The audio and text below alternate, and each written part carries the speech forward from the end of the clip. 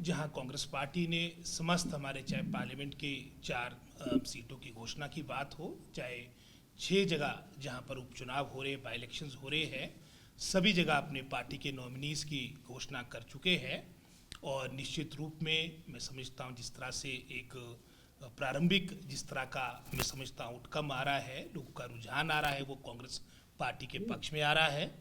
और साथ ही साथ जहां आपने शिमला पार्लियामेंट्री कॉन्स्टिट्यूंसी की बात कही है, इसमें तो मैं समझता हूँ प्रथम चरण में हमारे जो हमने जो अपने कैंडिडेट्स अनाउंस किए थे, उसमें हमारे मंडी संसदीय क्षेत्र से विक्रमादित्य सिंह जी और हमारे शिमला संसदीय क्षेत्र से विनोद सुल्तानपुरी जी, तो मैं समझता हूँ लगभग कोई 15-20 रोज़ पहले उनकी घोषणा हो चुकी थी। और इन दोनों कैंडिडेट्स ने मैं समझता हूँ लगभग प्रथम चरण में अपने पूरे संसदीय क्षेत्र के अधिकतर चुनाव क्षेत्रों में भ्रमण कर दिया है। बहुत पॉजिटिव एक मैं समझता हूँ अच्छा रुझान है। और साथ ही साथ जो आज बैठक हमने अपनी आज रखी है शिमला संसदीय क्षेत्र की, उसमें हमारे जो इंचार्जेस है, हमारे जो ऑब्जर्वर्स है, पर्यवेक्षक है, उनकी बैठक है, ताकि मैं समझता हूँ ज़मीनी स्तर पे हम फीडबैक ले सकें, क्योंकि अब इसके बाद मात्र लगभग कोई 20 दिन के आसपास की अवधि रहेगी। और इस अवधि के बीच में हमारा नॉमिनेशन भी 13 तारीख को विनोद सुल्तानपुरी जी अपना नॉमिनेशन फाइल करेंगे। और उसके उपरांत हमारी एक जनसभा चौड़ा मैदान में भी प्रस्तावित है। और ये 20 दिन का हम अधिक से अधिक जनसंपर्क कैसे करें, इसके बारे में मैं अपने सभी जो शिमला संसदीय क्षेत्र के जो ऑब्जर्वर्स हैं, इंचार्जेस हैं, उनसे फीडबैक लूँगा।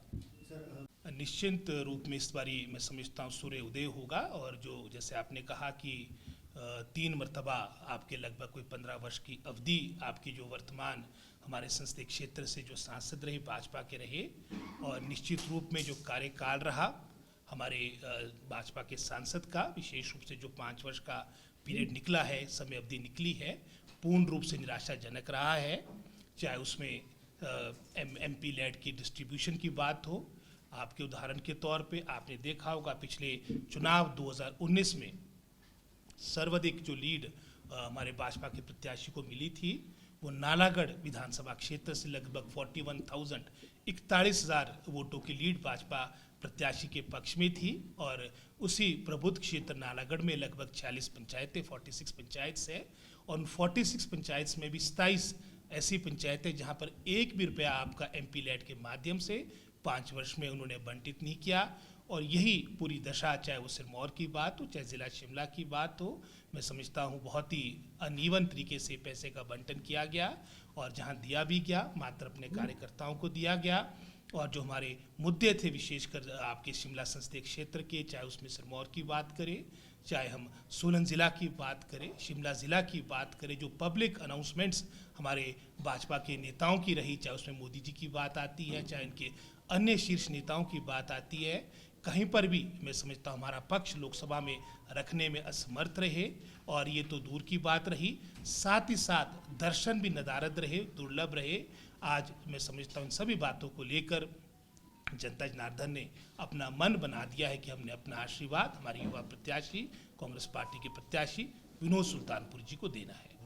भाजपा के दावे में 2021 से सुन रहा हूँ। जब 2021 में आपको याद होगा, 2021 में हिमाचल प्रदेश में 4 जगह आपके बाई इलेक्शन थे, जिसमें जुबल कोटखाई भी था, आपका अर्की विधानसभा क्षेत्र भी था, फतेहपुर भी था, और जयराम जी जहां समस्त आपकी मंडी जिला में सरकार थी, उनके अपने गृह जिला में भी आपके संसदीय क्षेत्र में आपके पार्लियामेंट का इलेक्शन था। और परिणाम क्या हुआ, उस वक्त भी बड़े बड़े दावे थे। 4-0 के साथ हिमाचल प्रदेश की प्रबुद्ध जनता जनार्दन ने कांग्रेस पार्टी को अपना आशीर्वाद दिया। 2022 में मिशन रिपीट की बातें चली कि हम यहाँ पर मिशन रिपीट के माध्यम से पुनः भाजपा को यहाँ पर लाएंगे, क्योंकि यहाँ पर किसी न किसी रूप से यहाँ पर प्रतिष्ठा राष्ट्रीय अध्यक्ष भारतीय जनता पार्टी के जगत प्रकाश नड्डा जी के साथ भी मैं समझता हूँ जुड़ी थी। लेकिन वो परिणाम भी आपके समक्ष है। जयराम जी का लगभग समस्त मंत्रिमंडल 1-2 को छोड़कर धराशायी हुआ। यहाँ पर भी कांग्रेस पार्टी अच्छे बहुमत के साथ लगभग 40 सीटों के साथ हिमाचल प्रदेश की प्रबुद्ध जनता जनार्दन ने, हिमाचल प्रदेश के कर्मचारियों ने, बहनों ने, माताओं ने, किसानों, बागवानों ने अपना आशीर्वाद कांग्रेस पार्टी को दिया है। और उसके उपरांत 2023 में आपका शिमला, जिसे मिनी हिमाचल भी कहा जाता है, यहाँ पर भी भाजपा के लोग बड़े बड़े दावे कर रहे थे, क्योंकि शिमला ऐसी जगह जहाँ पर हमारे हिमाचल प्रदेश के 12 जिला के लोग रहते हैं, यहाँ पर भी 3/4 मेजॉरिटी के साथ कांग्रेस पार्टी को हमारे जनता जनार्दन ने अपना आशीर्वाद दिया है। और अब पार्लियामेंट इलेक्शन की बारी है और सोलन नगर निगम में हमारे वो भी 21 में प्रारंभ हो गया था और अब हमारे पार्लियामेंट इलेक्शन की बारी है, उपचुनाव की बारी। और उपचुनाव तो एक तरह से ज़बरदस्ती धन बल के आधार पर हिमाचल प्रदेश पे भारतीय जनता पार्टी ने, मैं समझता हूँ, थोपने का प्रयास किया। लेकिन हिमाचल प्रदेश देवभूमि है, यहाँ तो दूर की बात रही, जो इनकी अपनी सरकार हरियाणा में आज वर्तमान में अस्थिर हो चुकी है। और यहाँ पर जहाँ तक बाई इलेक्शंस की बात आती है, बाई इलेक्शंस में भी सभी सीटों में कांग्रेस पार्टी की जीत होगी और पार्लियामेंट इलेक्शन में भी बहुत अच्छा प्रदर्शन कांग्रेस पार्टी को मिलेगा, प्राप्त होगा। मैं समझता हूँ जिस तरह से सभी ये फेजेस आपके इलेक्शन के निकलते जा रहे हैं, जो भाजपा का नारा था 400 पार, आज मैं समझता हूँ बेड़ा पार पर भी क्वेश्चन मार्क लग चुका है। साथ ही साथ मैं समझता हूँ क्योंकि हरियाणा बिल्कुल दिल्ली के साथ सटा हुआ है, दिल्ली का सीधा प्रभाव आपका हरियाणा में पड़ता है। ये बिल्कुल मैं एक आश्वस्त हो किस बात को कह रहा हूँ कि जहाँ अक्टूबर नवंबर में हरियाणा में जब आपके इलेक्शंस विधानसभा के होंगे, कांग्रेस पार्टी वहाँ पर सत्ता में आएगी। साथ ही साथ पार्लियामेंट इलेक्शन जो अब चल रहे हैं और लगभग 3 चरण हो चुके हैं और 3 चरण में भी लगभग वही 300 के आसपास सीटों पर वोटिंग हो चुकी है। चौथा चरण शायद 15 तारीख के आसपास है और जो मुख्यतः एक तरह से 50% से ऊपर वोटिंग हो चुकी है। और निश्चित रूप से इसमें बहुत बड़ा नुकसान क्षति भारतीय जनता पार्टी की हो चुकी है और मुझे नहीं लगता कि जो अंतिम के जो 3-4 चरण शेष रहे इसकी पूर्ति हो पाएगी। हालांकि भाजपा जो मुद्दे होने चाहिए वो होने चाहिए हमारे आम व्यक्ति से जुड़े हुए, चाहे उसमें हम रोजगार की बात करें, महंगाई की बात करें, करप्शन की बात करें। लेकिन भारतीय जनता पार्टी जिसके लिए जानी जाती है, धर्म के आधार पर, जाति के आधार पर, ध्रुवीकरण के आधार पर जनता को बांटने का प्रयास कर रही है। लेकिन निश्चित रूप में चाहे वो हिमाचल की जनता की बात हो, भारतवर्ष की जनता की बात हो, उन्होंने मन बना दिया है कि अब जुमलों की सरकार आगे नहीं चलेगी। और निश्चित रूप में जब 4 तारीख का, जैसे अब 4 तारीख के परिणाम की बात आएगी, जिस तरह से भाजपा को 2004 में भी बहुत बड़ा झटका लगा था, इस बार उसे और मैं समझता हूँ तगड़ा झटका आपको 4 तारीख को लगेगा। उस वक्त भी इंडिया शाइनिंग के नाम पे बड़ा प्रचार किया गया, लेकिन जब परिणाम आए तो यूपीए की सरकार डॉक्टर मनमोहन सिंह के नेतृत्व में बनी थी और इस दफ़ा भी कांग्रेस पार्टी इंडिया अलायंस अच्छे प्रदर्शन के माध्यम से अच्छी सीटें हमारे पक्ष में आएगी और आने वाली सरकार हमारी मैं समझता हूँ डेमोक्रेटिक फोर्सेस की, प्रगतिशील पार्टियों की और इंडिया अलायंस की हमारी सरकार केंद्र में बनेगी।